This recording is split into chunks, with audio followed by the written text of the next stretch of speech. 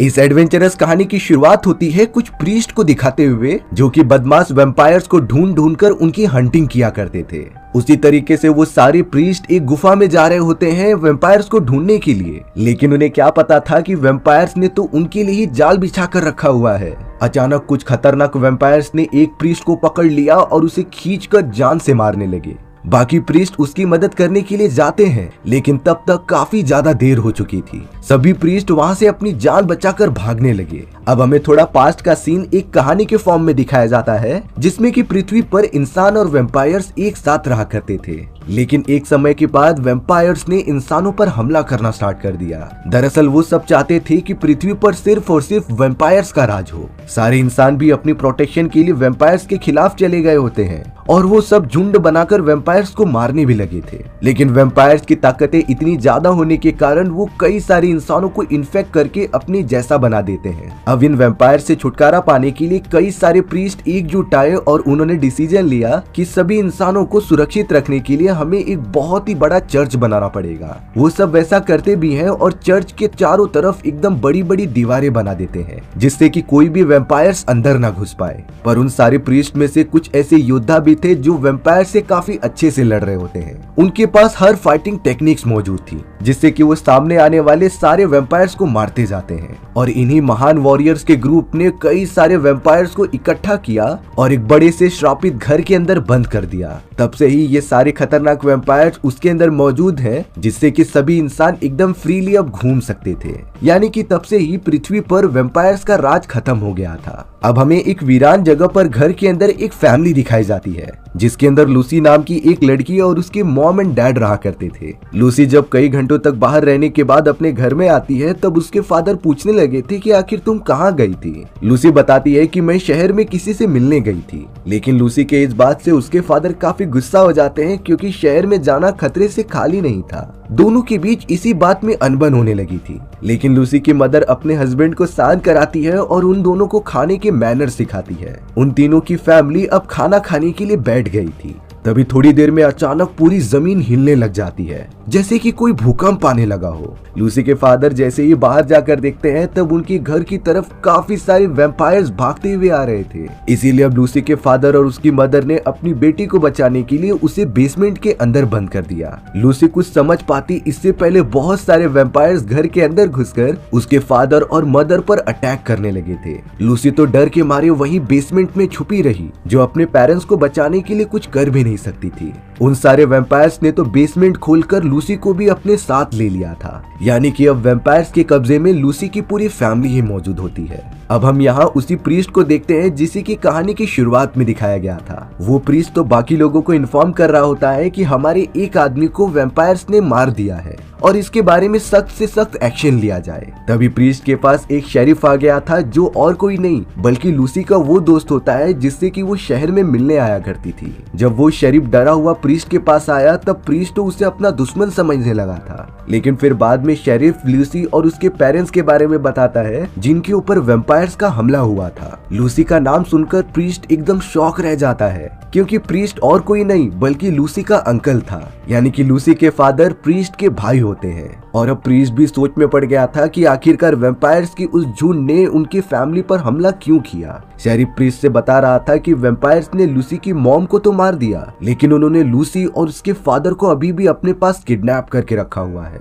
अब प्रीस्ट अपने गुरु के पास चला गया था ये सारी बातें बताने के लिए। उसने साफ साफ शब्दों में कह दिया कि मेरे भाई की फैमिली के ऊपर कई सारे वेम्पायर्स के ग्रुप ने हमला किया है, इसीलिए आपको सख्त एक्शन लेने पड़ेंगे इसके खिलाफ। लेकिन प्रीस्ट के गुरु का मानना था कि उन लोगों ने सारे वेम्पायर्स को एक अपने कब्जे में करके रखा है, यानी कि वेम्पायर्स का बाहर निकलना एकदम नामुमकिन है, तो फिर वो तुम्हारे भाई के ऊपर कैसे हमला करेंगे। हालांकि अपने गुरु से ये बातें सुनने के बाद प्रीस्ट भी कुछ नहीं कर सकता था, लेकिन एक भाई होने के नाते उसे अपने फैमिली वालों की मदद तो करनी ही थी। अब हमें दूसरी तरफ लूसी दिखाई जा रही थी जिसे कि कारागार के अंदर कैद करके रखा गया था, लेकिन उसके सामने कोई वेम्पायर नहीं बल्कि एक खतरनाक आदमी होता है जिसने कि लूसी को उसके घर से किडनैप किया और यहाँ लाकर कैद कर दिया। अब इसके पीछे वेम्पायर्स है या फिर वो खतरनाक आदमी, ये हमें थोड़ी देर के अंदर पता चल ही जाएगा। वहीं दूसरी तरफ प्रीस्ट अपने एक साथी के साथ बैठकर सोच रहा होता है कि वो लूसी और अपने भाई की फैमिली को कैसे बचाए।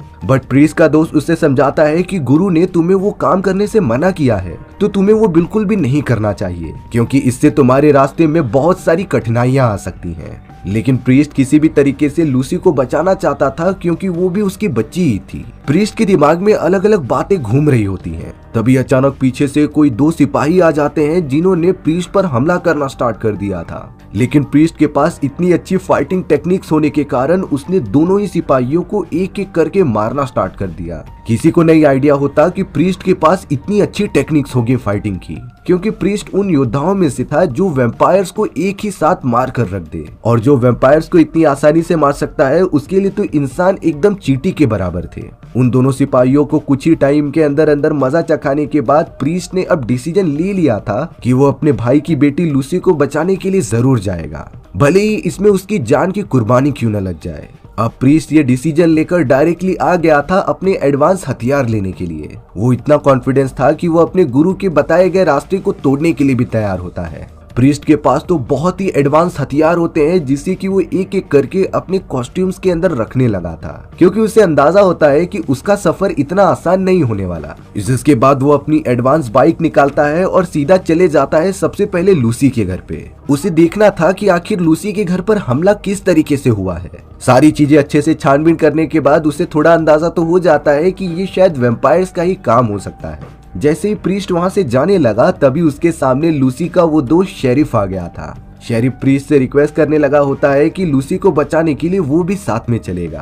प्रीस्ट तो ये बात मानकर शेरिफ को लेकर डायरेक्टली अपने सफर पर निकल पड़ा था। सबसे पहले प्रीस्ट शेरिफ को लेकर लूसी के घायल फादर के घर पर आता है, जिसकी हालत वैम्पायर्स के हमला करने के कारण काफी ज्यादा खराब हो चुकी थी। प्रीस्ट ने तो लूसी के फादर से वादा किया कि वो किसी भी हालत में लूसी को बचा कर ही लाएगा, जिसके बाद प्रीस्ट और शेरिफ साथ में मिल जाते हैं प्लान बनाने के लिए। लेकिन थोड़ी देर बाद प्रीस्ट शेरिफ से कहता है कि ये सफर बहुत ही ज्यादा खतरनाक हो सकता है, इसीलिए इस सफर पर वो अकेला ही जाए तो ठीक रहेगा। लेकिन शेरिफ ने प्रीस्ट को विश्वास दिलाया कि उसके अंदर भी एबिलिटी है वैम्पायर से लड़ने के लिए। शेरिफ प्रीस्ट को इम्प्रेस करने के लिए अपनी कुछ टेक्निक दिखाता है, जिससे कि उसने एक तलवार की मदद से गोली को ही काट कर रख दिया था। प्रीस्ट को इतना तो पता चल गया होता है कि शेरिफ के अंदर फुर्ती तो है, इसीलिए वो शेरिफ को अपने साथ सफर पर चलने की अनुमति दे देता है।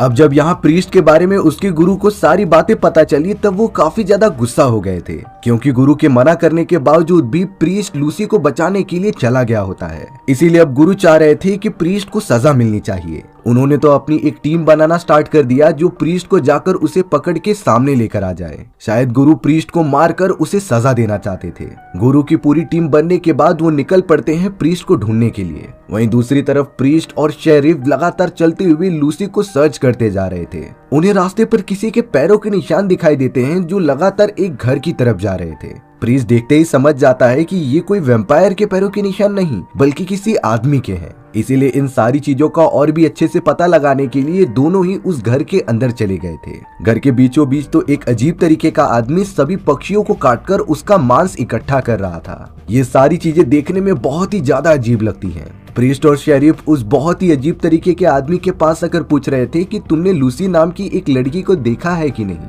जिससे कि कुछ वैम्पायर्स पकड़कर लेकर चले गए हैं। लेकिन वो आदमी शेरिफ और प्रीस्ट को सीधे जवाब ही नहीं देता और उनसे काफी अजीब तरीके से बातें करता है। अब प्रीस्ट ने शेरिफ से कहा कि हमें घर के अंदर जाकर चेक करना चाहिए, शायद उसके अंदर ही लूसी को कैद किया गया हो। अंदर जाकर चारों तरफ देखने के बाद उन्हें लूसी तो नहीं मिलती, लेकिन वहाँ कुछ ऐसे अजीब सर्वेंट्स मौजूद थे जो उस जगह की प्रोटेक्शन करते थे। उन सभी सर्वेंट्स का बिहेवियर बाहर से आए हुए लोगों के प्रति काफी ज्यादा एग्रेसिव होता है, इसीलिए वो लगातार शेरिफ और प्रीस्ट के ऊपर हमला करने लगे थे। हालांकि शेरिफ इन सारी चीजों से डरकर भागते जा रहा था, लेकिन प्रीस्ट तो बड़ी बहादुरी से उन सर्वेंट का भी सामना करने लगता है। प्रीस्ट की इतनी बहादुरी देखकर शेरिफ भी अब उसकी मदद करने लगा था सर्वेंट से लड़ने के लिए। देखते ही देखते दोनों मिलकर सारे सर्वेंट को धूल जटाने में कामयाब हो जाते हैं और अब प्रीस्ट बहुत ही ज्यादा गुस्से में उस बाहर वाले आदमी को पकड़कर पूछता है कि आखिरकार लूसी कहाँ पर मौजूद है। वो बूढ़ा आदमी लूसी के बारे में बताता नहीं, जैसे कि वो सिर्फ टाइम वेस्ट कर रहा हो, और अब उसने ढलते हुए सूरज की तरफ हाथ दिखाया, जिससे कि प्रीस्ट समझ जाता है कि ये तो सिर्फ हमारा टाइम वेस्ट कर रहा था दिन ढलने के लिए, क्योंकि वैम्पायर्स रात होने पर ज्यादा एक्टिव हो जाते थे।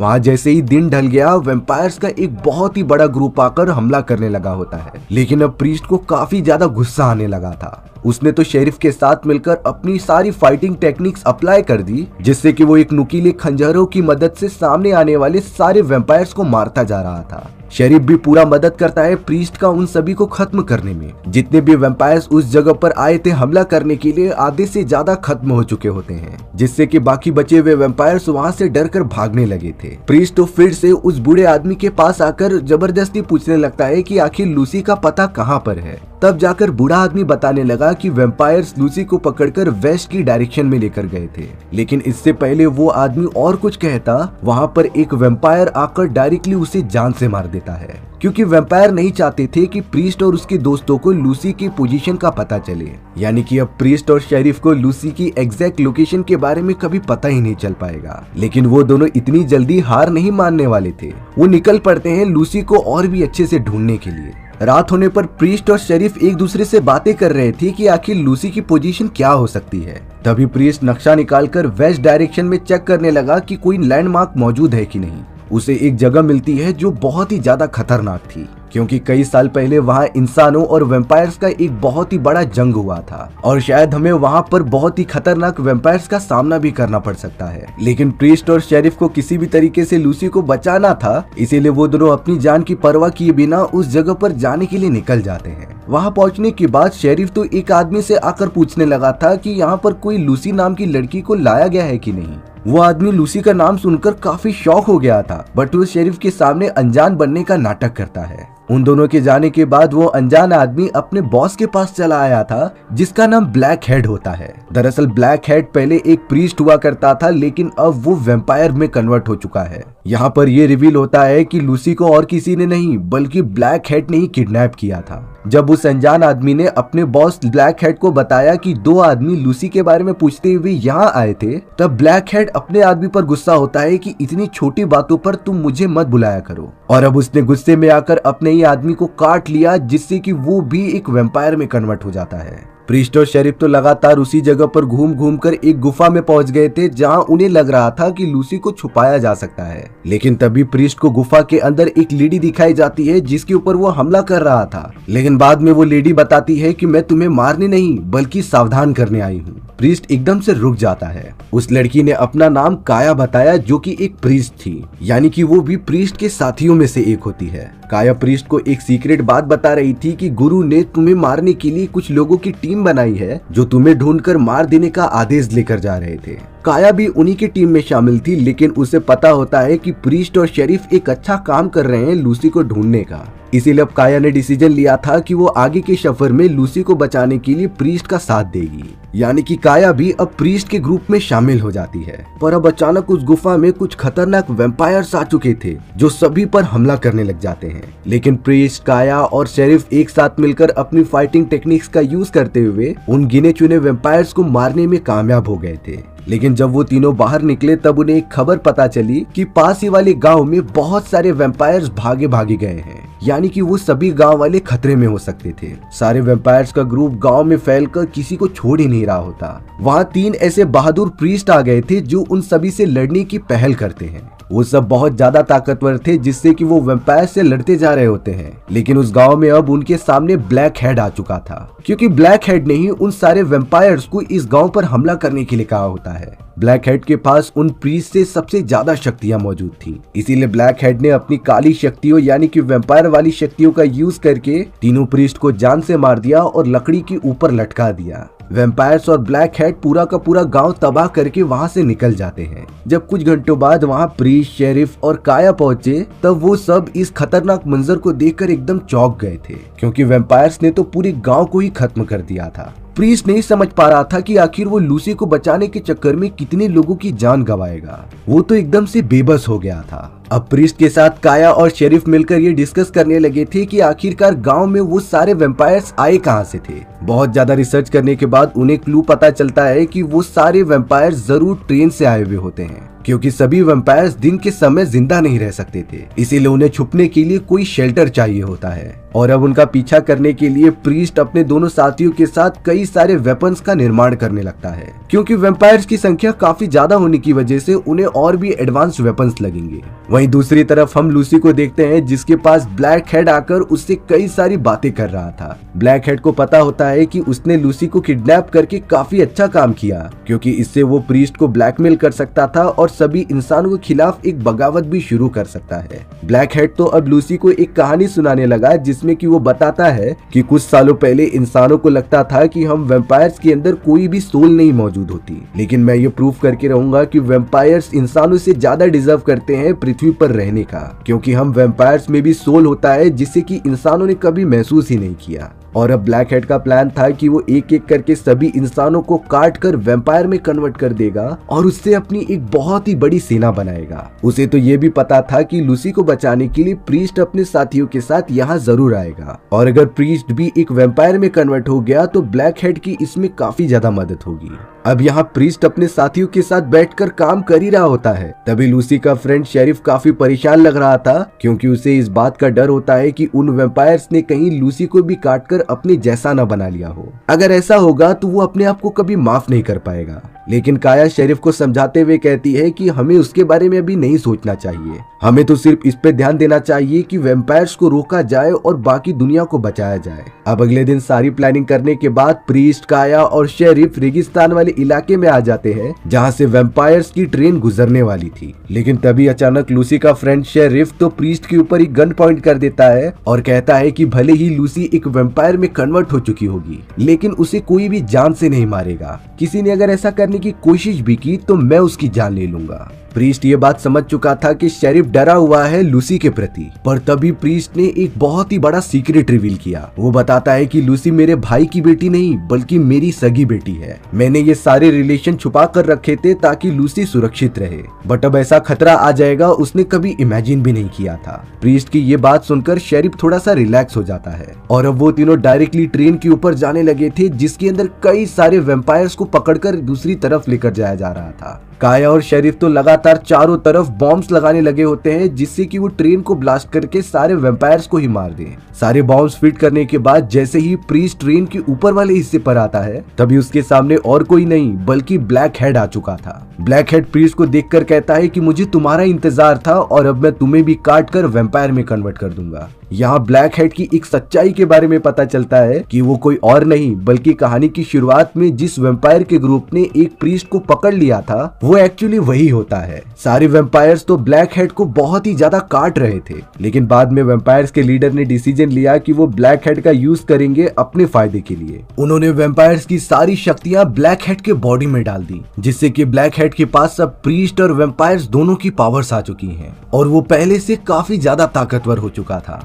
यहाँ ट्रेन के ऊपर प्रीस्ट और ब्लैक हेड के बीच एक घमासान लड़ाई की शुरुआत हो जाती है। प्रीस्ट अपनी पूरी कोशिश कर रहा था ब्लैक हेड से लड़ने की, लेकिन ब्लैक हेड के पास उससे दुगनी पावर्स थी, जिससे कि वो प्रीस्ट को मारकर दूर ढकेल दे रहा था। ब्लैक हेड के सामने तो प्रीस्ट की कोई भी फाइटिंग टेक्निक चल ही नहीं पाती। वो तो उसे बहुत ही ज्यादा डैमेज दे रहा था, जिससे कि प्रीस्ट का लेवल काफी घटता जा रहा होता है। अब तो ट्रेन के पास ब्लैक हेड के कई सारे सर्वेंट भी आ चुके थे जो बाकी लोगों पर हमला कर रहे होते हैं। ट्रेन के अंदर लूसी भी मौजूद थी, जिसे कि उन्हीं सर्वेंट्स ने पकड़ कर रखा था। काया और शेरिफ तो डायरेक्टली उसके अंदर पहुंच जाते हैं लूसी को बचाने के लिए, लेकिन सही समय पर ट्रेन के अंदर ब्लैक हेड आ जाता है, जिसने कि लूसी को अपने साथ ले लिया था। काया और शेरिफ दोनों ही कुछ नहीं कर पाती, क्योंकि ब्लैक हेड की शक्तियां उनसे कई ज्यादा थी। अब तो ब्लैक हेड लूसी को लेकर ट्रेन के ऊपर आ चुका था, जिसका मकसद होता है लूसी को भी काटकर उसे अपने ही जैसा पावरफुल वैम्पायर में कन्वर्ट कर देना। ब्लैक हेड जैसे ही लूसी को काटने जा रहा था, तभी अचानक प्रीस्ट पीछे से आकर अपना क्रॉस वाला एक हथियार उसके गले पर मार देता है, जिससे कि ब्लैक हेड का बैलेंस बिगड़ गया और उसकी वजह से लूसी नीचे गिरने लगी थी। प्रीस्ट तुरंत ही जाकर लूसी को अपने एक हाथ से पकड़ लेता है, लेकिन ब्लैक हेड अभी भी जिंदा था, जो दोनों को ही नीचे गिराने की कोशिश करने लगा। देखने पर ऐसा लगता है कि ट्रेन के नीचे लूसी और प्रीस्ट दोनों ही आकर अपनी जान दे बैठेंगे, पर तभी सामने से बहुत ही अच्छे स्टाइल में काया अपनी बाइक फुल स्पीड में भगाते हुए लेकर आ रही थी ट्रेन के सामने। ब्लैक हेड और प्रीस्ट भी ये देखकर एकदम चौंक जाते हैं कि काया क्या करने की कोशिश कर रही है, लेकिन काया की बाइक जैसे ही ट्रेन के पास आई वो वहां से कूद गई और अब ट्रेन और बाइक के टकराने की वजह से काफी बड़ा धमाका होता है। प्रीस्ट भी सही समय पे लूसी को लेकर ट्रेन से काफी दूर कूद गया था, लेकिन ब्लैक हेड उस धमाके से बच नहीं पाया और उसके अंदर ही जलकर मारा गया। ट्रेन में ब्लैक हेड के जितने भी वैम्पायर्स मौजूद होते हैं वो भी धमाके के कारण मारे जाते हैं। इस धमाके में निकला हुआ ट्रेन का मलबा तो चारों तरफ फैल गया था। प्रीस्ट और उसके दोस्तों ने आखिरकार लूसी को उन खतरनाक वैम्पायर से बचा ही लिया, यानी कि उनका ये मिशन एकदम सक्सेसफुल हो जाता है। शेरिफ तो अपनी प्यारी दोस्त लूसी को देखकर काफी ज्यादा खुश हो रहा था और शायद वो कहीं न कहीं लूसी को पसंद भी करता है। अब प्रीस्ट एक वैम्पायर का कटा हुआ सर लेकर डायरेक्टली उस जगह आ गया था जहाँ गुरु और उनके सर्वेंट्स मौजूद थे। प्रीस्ट गुरु के सामने वो वैम्पायर का सर फेंकते हुए कहता है कि मैं अभी अभी इतने सारे वैम्पायर से लड़कर आ रहा हूँ और आप सभी को गुमराह कर रहे हो कि हमारी दुनिया में वैम्पायर्स मौजूद ही नहीं है। इस बात के मैं सख्त खिलाफ हूँ। लेकिन गुरु का तो अभी भी यही मानना था कि पृथ्वी पर से वैम्पायर्स खत्म हो चुके हैं। तब जाकर प्रीस्ट गुरु से कहता है कि मैं आपके साथ अब नहीं रह सकता, मैं अपने नए मिशन पर जाऊंगा जिसमें कि मैं पूरी पृथ्वी पर से वैम्पायर्स को खत्म कर दूं। इन सारी बातों की वजह से सर्वेंट्स को भी गुरु के ऊपर भरोसा उठने लगा होता है। प्रीस्ट तो अपने बाइक पर बैठकर डायरेक्टली काया के पास आ चुका था, जो कहता है कि हमें साथ मिलकर अपनी नई टीम बनानी होगी जो कि वैम्पायर्स को खत्म कर सके। काया भी प्रीस्ट के साथ एक टीम में शामिल हो जाती है और वो दोनों निकल पड़े थे अपने एडवेंचरस सफर के लिए। हमारी ये कहानी भी यहीं खत्म हो गई थी। सो व्यूअर्स, आपको ये स्टोरी कैसी लगी कमेंट सेक्शन में बताना भूलना मत, और अगर आपको मेरा एक्सप्लेनेशन 1% भी अच्छा लगा होगा ना तो वीडियो को लाइक एंड चैनल को सब्सक्राइब जरूर कर देना। मिलते हैं इसी तरीके की मजेदार वीडियोस में, तब तक के लिए बाय बाय।